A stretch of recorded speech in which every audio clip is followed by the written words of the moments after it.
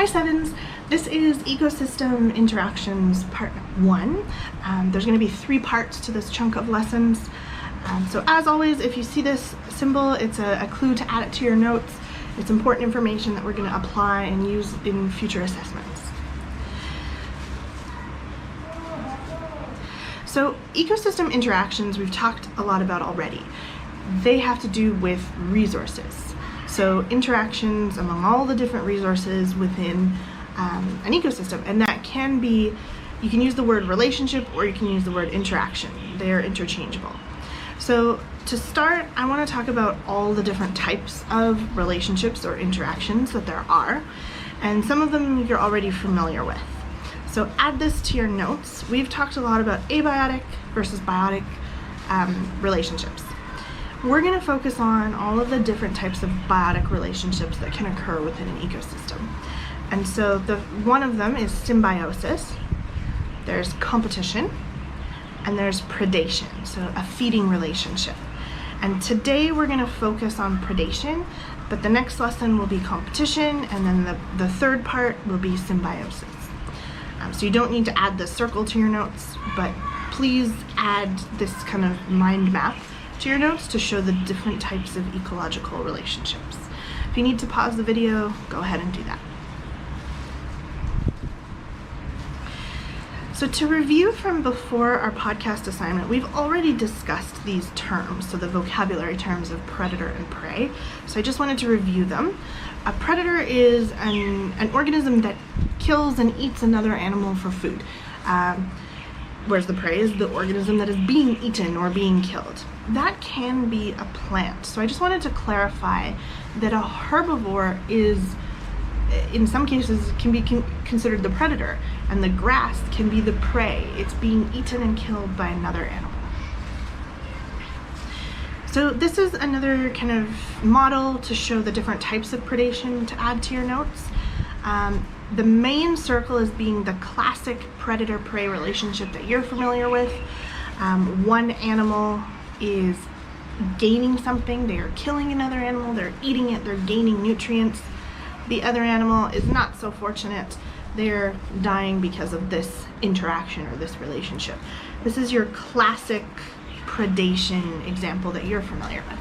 But there are some other forms. One is parasitism. And so parasitism is basically you have a host organism, and that is the prey.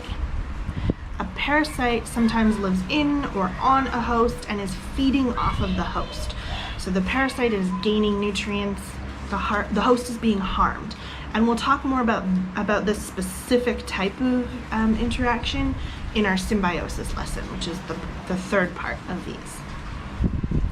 And then there is herbivory.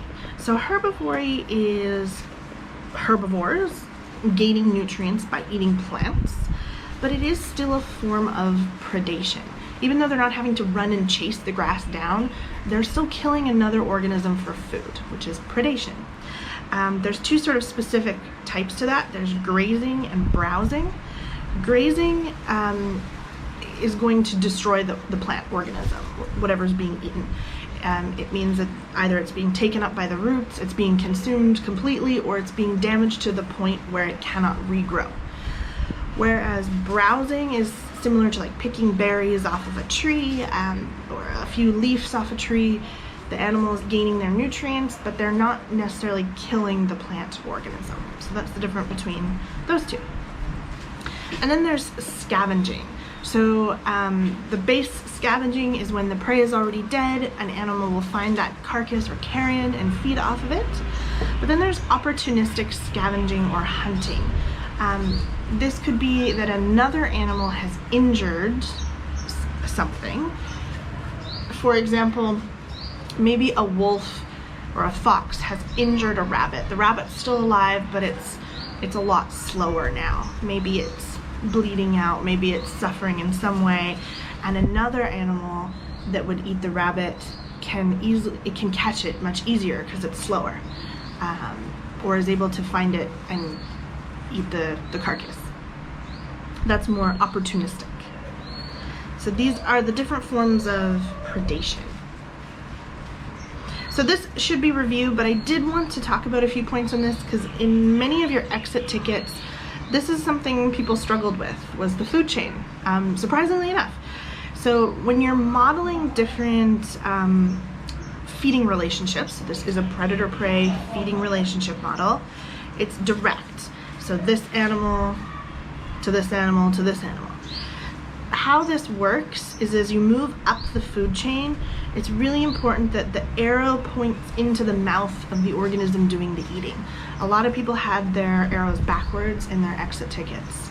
So in this case, A is our producer, so this is our grass or plant of some sort, and B is eating A, and so that's why the arrow points up towards B.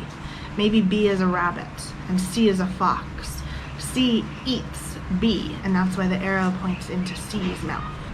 This is showing a direct chain reaction. That's a food chain. So remember, the arrow points into the mouth of the organism doing the eating. Whereas a food web is a collection of all the possible food chains or relationships within an ecosystem. So this is your opportunity for a little brain break. If you want to go to the brain break challenges, there's a lot that haven't been done. You can try any of the older challenges, or if you wanted to watch one of these videos. The first one is about snowshoe foxes and their hunting, and the second one is just kind of a funny one. It's made by BBC, and it's voiceover talking animals. So just kind of a fun little break. So anytime we're talking about interactions or relationships, these are something we can model. We can model that connection, and we do that often with a graph. So a population graph. In this case, there's specific types we're going to talk about today, and those are predator-prey graphs. So if you look at this graph, on the left-hand side, we've got our population. So as we move up the y-axis, our population is increasing, and on our x-axis, we have time. And you'll notice that they kind of follow a pattern. So there is a trend here, an overall pattern, and it's cyclical, or it keeps rotating. So if we follow, for example, the prey line, so the blue line, as the prey population decreases, so does the predator population.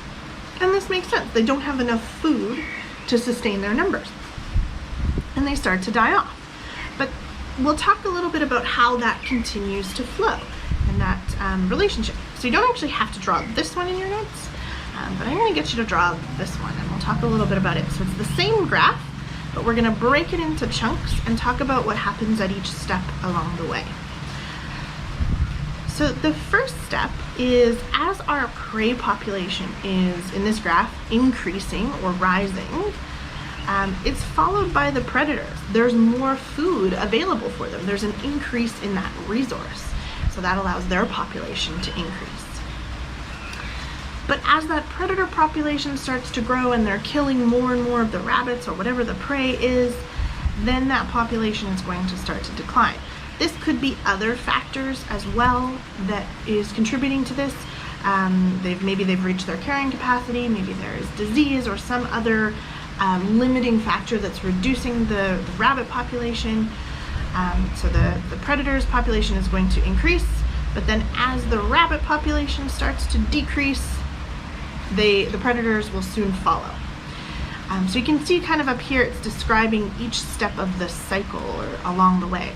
So an increase in the number of predators starts to cause this decline in the prey. And then as the prey continues to decline, the predators will follow soon after, because now they don't have the food source to sustain their populations. And then it kind of all repeats itself. Basically, as you have less predation or less killing and hunting, that prey's population can rebound or regrow again. And then that whole pattern will just continue forever and ever. And in the carrying capacity graphs we were talking about before, we drew them kind of like this. And that's a generalization of the model. But what it actually looks like in real systems, because you have that leg and then that logarithmic growth, and as you reach carrying capacity, you get a little bit over, a little bit under, a little bit over, and it actually looks more like this in reality. So it does kind of flow us through a cyclical pattern. So make sure that you add this to your notes. If you need to pause, go ahead and do that. So this one, it's basically showing the same information in a different style of model. So this might help you understand. And we do want to add this information into our notes. So predator-preys, these are these predator-prey cycles. So what do you think would happen if the prey population decreases? Well, there's going to be less of an available resource for the predator, so their population is also going to decrease. So it really doesn't matter where you start on the model. There isn't like a starting point and an ending point because it is a cycle. So let's say that we start kind of in this position here. As the predator population decreases because there's less food, so there's less of this prey, so now there's going to be less of the predators. Then the prey population can increase because now there's less predators killing it. As that prey population increases, now more predators have more food available, so their populations increase, which leads to a decline in the prey population. And the cycle will continue to repeat itself. So here's just another example. This is rabbits and wolves, so another predator-prey interaction. I want you to think about, why don't they follow the exact same pattern? Why does it not look like this? Why is there a little bit of a lag between the growth or the increase in the predator population? So think about that. And so that's because you have to think about birth rates and reproduction rates.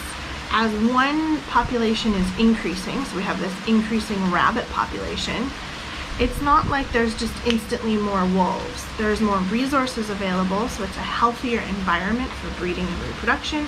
And so eventually their population will start to increase as well. And you'll notice that the rabbit population is generally higher than the prey population. And that's where we have to think about our trophic levels. How many rabbits can we sustain versus wolves in a certain ecosystem?